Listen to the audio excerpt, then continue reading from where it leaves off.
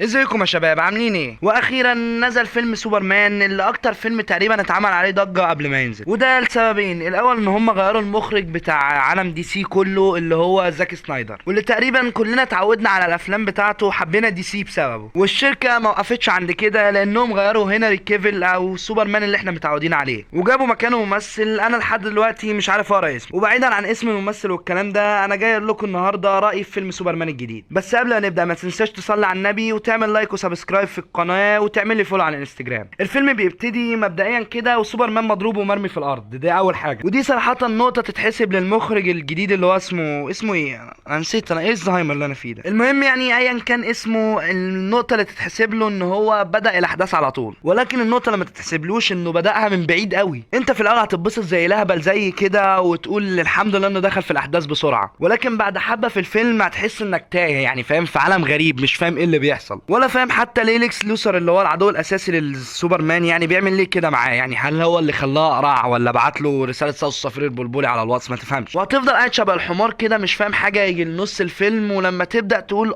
انا فهمت شويه هتكتشف انك لسه ستيل حمار ومش فاهم اي حاجه. وده كله بسبب ان المخرج نطه غريبه في الاحداث. يعني اعمل اللي انت عاوزه في الاحداث بس يعني فهمني برضك، ما تسيبنيش تايه. وده ما يمنعش ان قصه الفيلم حلوه، يعني حرفيا انا بعشق قصه الفيلم، بحب عيون قصه الفيلم، كل حاجه في قصه الفيلم حلوه. ده غير ان انا شايف ان الفيلم ده بقى يعني في امل زياده وتفاؤل اوفر، ده غير الالوان الكتير فشخ اللي موجوده في الفيلم. وانا كواحد فان قديم لدي سي مش متعود على الحاجات دي في افلامهم. يعني زاك سنايدر كنت في الفيلم ما تعرفش مين بيتعارك مع مين، وده من كتر الظلام والسوداويه اللي موجوده في الفيلم. يعني حرفيا ما كناش بنشوف باتمان تقريبا دقيقتين على بعض. واللي تحس زاك سنايدر في افلامه بيقول لك لو جمعت دقيقتين لممثل واقف في النور هتكسب معانا شورت كوره. وبعيدا عن ان انا عارف ان دي حاجه ممكن تضايق معظم الناس، ولكن مشاهدين دي سي اتعودوا على الموضوع ده، على عكس بقى المخرج الجديد اللي انا ستيل مش فاكر اسمه. واللي تحس ان الفيلم بقى ملون اوفر، يعني في تفاؤل زياده عن اللزوم في الفيلم. حتى لو جيت قارنت ما بين البدله اللي ايام زاك سنايدر وبدله دلوقتي مع المخرج اللي انا مش فاكر اسمه ده، هتحس ان البدله ملونه اوفر. ده يكفي انه رجع بس سوبرمان بيلبس الكلوت فوق البنطلون تاني، ده احنا ما صدقنا خلصنا من الموضوع ده. ولكن نرجع نقول تاني، كل يهون لاجل عيون القصه. ده غير بقى ان سوبرمان في الشخصيه دي او في النسخه دي حاسه انه ضعيف جدا، مع اني مش عاوز احرق لكم الفيلم ومش عارف هل ده حرق ولا لا، بس سوبرمان في الفيلم اتهزم يجي 200 مره، وانت لو اتفرجت على الفيلم هتبقى فاهم انا قصدي ايه. يعني فاهم، كل من هب ودب كان بيهزم سوبرمان في الفيلم ده. وده بينقلنا للنقطه اللي بعدها، واللي هو الممثل ذات نفسه، واللي صراحه اداؤه فاجئني في الفيلم، لاني شايف ان شخصيه سوبرمان الصراحه لايقه عليه جدا. ده غير ان هو ذات نفسه عارف يمثل شخصيه سوبرمان كويس. واللي فاجئني صراحه ان انا ما حسيتش ان انا متضايق ان حد غير هنري كيفل هو اللي بيمثل سوبرمان. ده غير ان سمعت ان المخرج الجديد اللي انا مش فاكر اسمه ده قال ان هنري كيفل ممكن يمثل معاهم في دي سي قدام عادي، وده اللي خلاني اهدى شويه بعد ما كنت من اوائل الناس اللي شتمت دي سي والمخرج الجديد اللي انا مش فاكر اسمه ده. وخلونا يا جماعه ما ننساش حاجه مهمه الا وهي القصه. وخلونا برضك ندي الحق للممثل اللي مثل شخصيه ليكس لوثر، عجبني جدا، واللي قدر يحسسني ان هو فعلا بيكره سوبرمان. يعني وانا شاكك ان الممثلين بجد في حد ليه فلوس عند التاني، ولكن بعيدا عن الهزار ففعلا ممثل ليكس لوثر ادى الاداء كويس الصراحه. وخلونا ما ننساش اهم حاجه واللي هو اداء القصه، اهم حاجه. وخلونا ننتقل لنقطه تانية واللي هي تعتبر اهم حاجه تقريبا لمعظم الناس اللي بتتفرج على افلام السوبر هيروز، الا وهي مستوى القتالات في الفيلم. وخدها مني نصيحه، يعني ما تبقاش شبه الحمار زي وتخش متعشم ان في قتالات جامده في الفيلم. ومستوى القتالات في الفيلم ده يعني ما تقدرش تقول عليه حلو ولا وحش، يعني عادي. يعني ما تستناش حاجه زي قتالات زاك سنايدر، يعني زي باتمان وسوبرمان كده، لا يعني انسى الكلام ده. ولكن حاجه من الحاجات اللي عجبتني صراحه هو التصوير بتاع القتالات، يعني التصوير كان جامد الصراحه. والنقطه دي تقريبا اللي كانت مديها روح لمعظم القتالات اللي في الفيلم، لكن عكس كده ما تنتظرش حاجه جامده قوي. واظن ان الفتره الجايه المنافسه اللي ما بين دي سي ومارفل هتكسب فيها لو شدت حيلها شويه، لان دي سي حرفيا فقدت يعني تقريبا الشيء اللي بيميزها عن مارفل، الا وهي الجديه شويه في الافلام. يعني في افلام مارفل مثلا دايما بتلاقي فيه تفاؤل والوان اوفر والخير دايما بينتصر والحاجات الغريبه دي، على عكس بقى افلام دي سي زمان. يعني كان ممكن تلاقي ان الشرير طول الفيلم مدي البطل بالجزمه، يعني مش بعيد لو يقدروا يخلوا الشرير هو اللي يكسب في اخر الفيلم. ولكن اظن ان افلام دي سي في الفتره اللي قدام مع المخرج اللي انا مش فاكر اسمه ده هتفقد الجزء اللي هي كانت متميزه بيه عن مارفل. ومش بعيد كمان سنتين ولا حاجه يعمل لك فيلم الباتمان وهو لابس بامبي. ولكن في نقطه تتحسب للمخرج اللي انا مش فاكر اسمه ده، انه الفيلم مش طويل قوي، وده صراحه عاجبني في الفيلم لانه محسسني ان مفيش مط في الاحداث قوي، يعني هما بينجزوا، على عكس افلام زاك سنايدر اللي انا بحبها بس يعني كانت طويله اوفر، كانت ساعتين